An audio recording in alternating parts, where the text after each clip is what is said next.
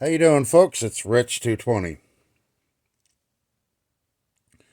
I didn't mess with the valves today or anything else. I was at work all day.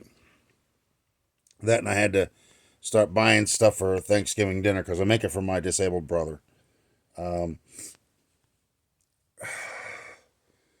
but I will tell you one thing. If you remember yesterday or the day before, when I actually did the compression test on number one and number three, well, number one had 60 and number three had under 30, like 25.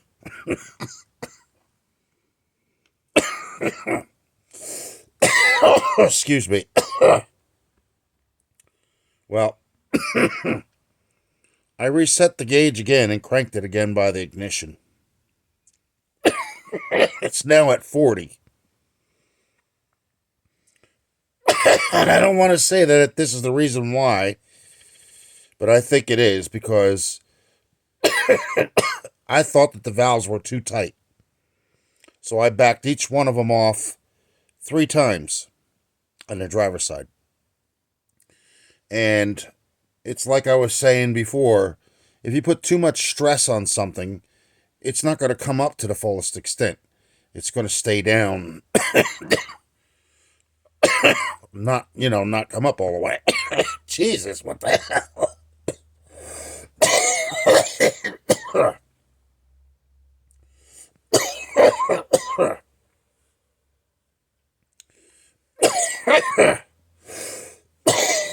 Okay, enough of this.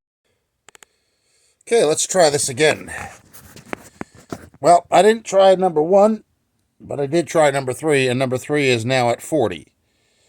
So, apparently I did have them too tight. And, because like I said, there's no way that it's going to go, like number three had 75. And there's no way in the world, even if that journal was totally screwed up, which it wasn't, I tested it, 0.002. But I did it at 4 points. I did it north, south, east, and west. You know what I'm saying? Just to make sure, because you can't really get a accurate reading if it actually spun a partial bearing. So that's what I did. And I didn't test that one, but I'm sure that the number one is probably back up to 75 or 80. So they may be too tight. I may just have to take them all off again and redo them all over again. You know, proper way. See, what I was doing was I was following Vice Grip's garage. He was like, oh, zero lash. You don't have to go this way, and you don't have to go this way, and you don't have to do this, and you don't have to do that. All you got to do is tighten them down until they don't clatter anymore. And then you give them a quarter turn. That was it. So that's what I was doing. And he's like, it can work on any car. I'm like, okay. Then you start seeing his ad in the beginning where it says, don't do what do what I do by your own risk. I'm an idiot. That's what it says. So, and that's why I was getting flustered, because that's where it all started from. So, yeah, I'll read the book. I'm not gonna do anything to it except maybe loosen it up a little bit more and see what the hell happens tomorrow afternoon. Give it time to de-stress, if you will, and maybe that'll actually put the compression back in it to a point. And then I can do the adjustments. Because I don't remember me doing any of that stuff to begin with in the beginning. And if I did, the only thing I did was I brought it down to zero lash, or no clatter, if you will, or chatter, or whatever the hell it is. See, this is part of my thing. You know, I smoke, but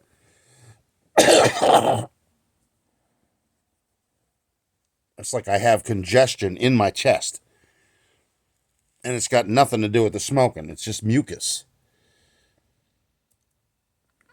So, but then it clears up, and I'm fine for a while. Until a couple hours from now. It'll be back again. But yeah, I have the owner's manual, or the shop manual for the car, so Won't be making another video until I get that through with and done and over with. But I will be loosening them up. I want to see what happens. I'm just going to loosen them like 2 turns now instead of 3. I want to see what the hell happens tomorrow.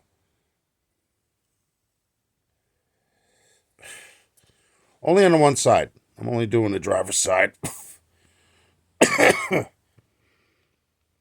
mean loosening them up though. Not, The adjustment will happen after my experiment. Because I'm not hurting anything by loosening them up. I'm hurting them by tightening them up too far. Because that's causing the valves not to seat. You're putting too much pressure on it. You know what I'm saying? So, yeah. It's not a high compression engine. All right, folks. Like and subscribe. I can't talk, can I?